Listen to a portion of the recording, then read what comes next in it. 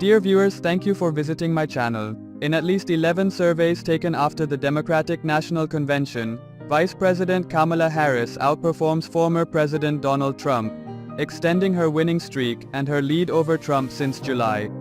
Though the size of her lead has not changed since before the convention. In a survey of likely voters conducted by Emerson College between September 4th and 5, Harris leads by 2 points, from 4 points in the August poll.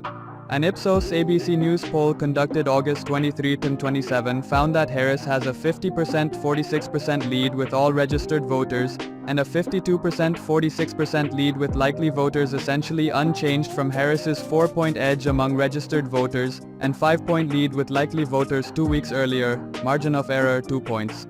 Harris leads Trump by 2 points in a Sept 1-3 Economist YouGov survey, consistent with results from the group's Aug 25-27 poll. She, according to an outward intelligence survey of 2,191 likely voters conducted from August 25 to 29, the vice president outperformed Trump by more than 5 percentage points in both two-way matchups, 52.6% to 47.4%, and five-way matchups, 49.5% to 44%, with third-party candidates on the ballot. In a Wall Street Journal poll released on August 29, Harris led Trump by 47% to 45% if third-party candidates were included, or 48% to 47% head-to, within the 2.4-point margin of error of the Quinnipiac first poll of likely voters. Harris led Trump by 5 points, 48%-43%.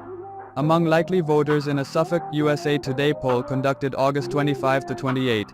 A significant shift from Trump's 41%-38% lead over President Joe Biden shortly after Biden's poor debate performance in June. The most recent survey's margin of error is 3.1 points. Trump and Harris split independents by 45%-45%.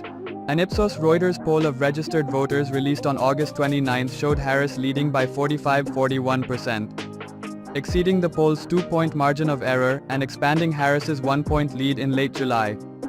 Another Ipsos poll that did not include Reuters showed a 5-point lead for Harris in early August. Since Harris became the Democratic nominee, very little independent polling from major institutions has been done on Texas and Florida. It would be difficult for Harris to win either Florida, which Democrats had won in 2008 and 2012 before Trump won there twice, or Texas, which Democrats have been hoping to turn blue in recent years.